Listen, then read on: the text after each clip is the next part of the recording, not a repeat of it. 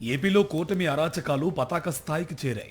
ప్రజలు పరిపాలనను పూర్తిగా గాలికి వదిలేసింది చంద్రబాబు సర్కార్. వైఎస్ఆర్సీపీ శ్రేణులే టార్గెట్గా అక్రమ కేసుల్లో ఇరికించి పైశాచిక ఆనందం పొందుతోంది.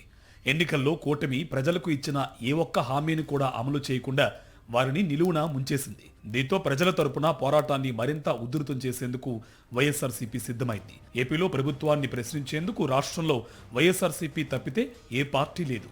ప్రజల తరపున పోరాటం చేస్తున్న వైఎస్ఆర్సీపీని తీవ్రంగా ఇబ్బంది పెట్టేందుకు మిగిలిన పార్టీలన్నీ కట్టగట్టుకుని కుట్రలు కుతంత్రాలు చేస్తున్నాయి.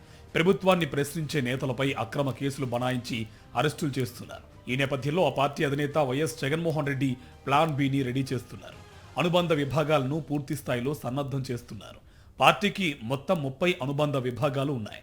మహిళ, యువజన, విద్యార్థి, రైతు, ఎస్సీ, ఎస్టీ, బీసీ, మైనార్టీల విభాగాలతో పాటు అన్నింటినీ పూర్తి స్థాయిలో రెడీ చేస్తున్నారు. ఇప్పటికే రాష్ట్ర, జిల్లా స్థాయి వరకు కమిటీల నియామకాలను పూర్తి చేసింది వైఎస్ఆర్సీపీ. ఇక నియోజకవర్గ, మండల, గ్రామ స్థాయిలో కమిటీలను పూర్తి చేయాల్సి ఉంది. ఇప్పటికే కొన్ని నియోజకవర్గాల్లో చాలా వరకు నియామకాలు పూర్తి చేసిన మిగతా నియోజకవర్గాల్లో కూడా వేగవంతంగా కమిటీలను నియమించే పనిలో పార్టీ అధినాయకత్వం ఉంది. సమర్థులైన వారిని గుర్తించి వారిని పదవుల్లోకి తీసుకుంటున్నారు. ఇలా కమిటీలన్నీ పూర్తయితే మొత్తం 30 అనుబంధ విభాగాలకు కలిపి దాదాపు 14 లక్షల నుంచి 18 లక్షల మందితో ప్రత్యేక సైన్యం సిద్ధమవుతుంది. మన ఆర్గనైజేషనే మన పెద్ద వ్యాపారం టూలు. ఎవరికి వాళ్ళు ప్రతి సెల్ కింద ఉన్న ఒక మాడ్యూల్ లాగా వాళ్ళ స్థానిక సమస్యల మీద వాళ్ళు రియాక్ట్ కాగలగడం, అలాగే జిల్లా స్థాయి, రీజనల్ స్థాయి అయితే దానికి సంబంధించి ఆ రీజనల్ లెవెల్లో రియాక్ట్ కావడం, స్టేట్ లెవెల్ అయితే ఇక్కడ నుంచి ఆలోచించి ఇచ్చిన దానికి స్టేట్ అంతా రియాక్ట్ కాగలగడం. మన అంచనా ప్రకారం ఇక 14 నుంచి 18 లక్షల మంది దాకా వస్తారని ఈ అన్నీ కలుపుకుంటే. సో వీళ్ళందరూ ఇదే మన బలం మొత్తం.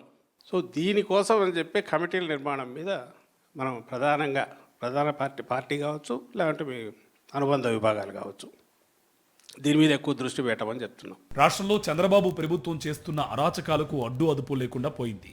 మహిళలు, చిన్నారులపై అఘాయిత్యాలు కొనసాగుతున్నా ఏమాత్రం పట్టించుకోవడం లేదు. సంక్షేమ పథకాలపై ప్రశ్నిస్తే అక్రమ కేసులు పెట్టి జైలు పాలు చేస్తున్నారు. కూటమి మంత్రులు, ఎమ్మెల్యేల ఆధ్వర్యంలో యథేచ్ఛగా సహజ వనరుల దోపిడీ జరుగుతోంది. రెడ్ బుక్ పేరుతో కూటమి చేస్తున్న దుర్మార్గాలను గట్టిగా ఎదుర్కొనేందుకు వైఎస్ఆర్సీపీ సన్నద్ధమైంది. అందులో భాగంగానే పార్టీకి అనుబంధంగా ఉన్న విభాగాలు అన్నింటినీ పూర్తి స్థాయిలో నిర్మాణం చేపడుతున్నారు. ఒక్కో జిల్లా విభాగానికి అధినేత పిలుపునిస్తే అప్పటికప్పుడు కనీసం 5 నుంచి 10,000 మంది రెడీగా రోడ్డు మీదకు వచ్చి ప్రజా పోరాటాలు చేసేందుకు సిద్ధంగా ఉండేలా కార్యాచరణను సిద్ధం చేస్తున్నారు. ఇప్పుడు 1 ఇయర్ అయిపోయింది. ఈ 1 ఇయర్లో చూస్తే ప్రజలు ఎంత ఇబ్బందులు పడతారో మన కళ్ళెదురుగా మనం పల్లెల్లో చూస్తున్నాం. ఈరోజు వాళ్ళని ప్రతి ఒక్కరు కూడా బాధపడే పరిస్థితిని మనం చూస్తున్నాం.